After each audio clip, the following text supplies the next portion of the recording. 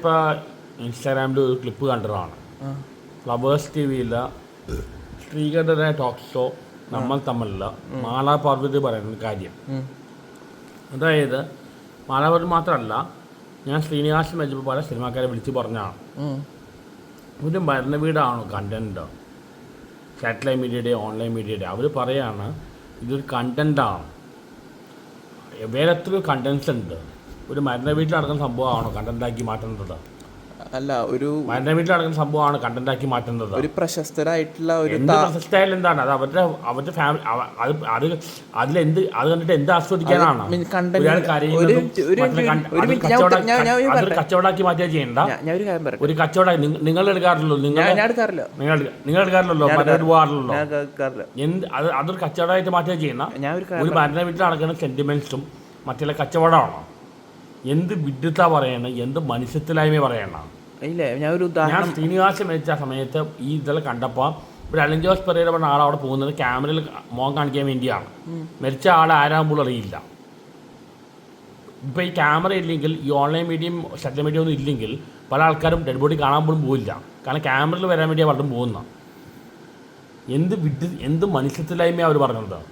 ആ ചർച്ച നടക്കുമ്പോൾ അതിനെ എതിർത്ത് ആരും മിണ്ടിയില്ല. ഞാനൊരു കാര്യം പറയട്ടെ, ഒരു പോയിന്റ് പറയാം. അതായത് ഫേമസ് സ്റ്റൈൽ ഡെഡ് ബോഡി അല്ല കണ്ടന്റ് ആക്കേണ്ടത്.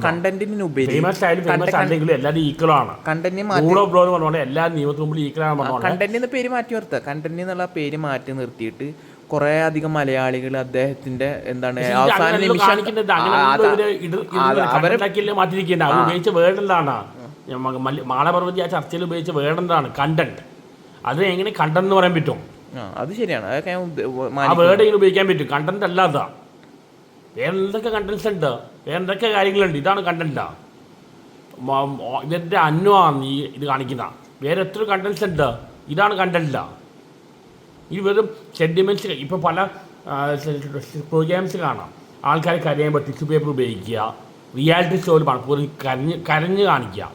കരഞ്ഞ് അതൊരു ബിസിനസ്സാക്കി മാറ്റി. രേണുസുധിയുടെ ഇൻ്റർവ്യൂകളിൽ രേണുസുധിക്ക് മറ്റേ ആൾ കണ്ണീർ വന്നിട്ട് ടിഷ്യൂ പേപ്പർ കാണിക്കുക. സെൻറ്റിമെൻറ്റ്സ് പോലും കച്ചവടമാക്കി മാറ്റുകയാണ്.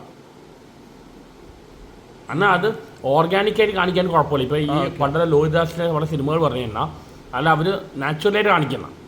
ഇത് ഒരു കണ്ടന്റ് അല്ലെങ്കിൽ ഒരു മനുഷ്യത്തില്ലായ്മയാണിത്. അവരതാ പറയുമ്പോൾ അത് തിരുത്താൻ അവിടെ ആരുമില്ല. കണ്ടന്റിൻ്റെ വേർഡ് ഉപയോഗിക്കുന്ന ഒരു മരണ വീട്ടിൽ നടക്കുന്ന സംഭവങ്ങളാണ് അത് കച്ചവടമാക്കിയാണ് മാറ്റുന്നത്. മനസ്സിലായി. വളരെ മോശമാണ് മാളപർവതി പറഞ്ഞത്.